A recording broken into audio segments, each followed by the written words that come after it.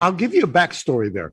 The Originally, before that case was filed, I had repeated conversations with the DA, and his name was Tom Snedden, I believe. Yeah, I remember And him. I kept telling him, this case is a loser. I don't know what you're doing.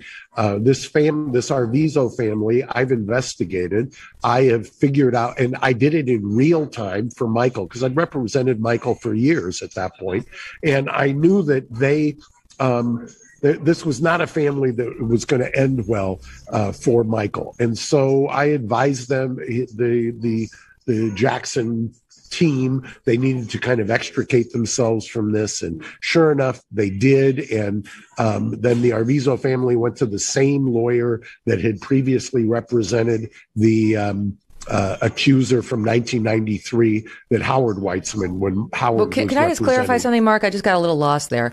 You told Michael to extricate himself from what, really? Like when he was friends with the boy and the family prior to them accusing him? You were like, these are grifters, do not befriend them. That was basically your take. I won't reveal the attorney-client, but that's a pretty good synopsis. Okay. And so then what happened is the Santa Barbara DA ended up indicting him so that they wouldn't go to a probable cause preliminary hearing.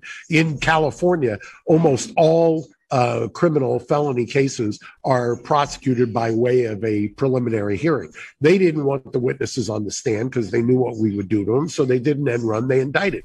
Well, when they indicted him on a conspiracy. That was the first count.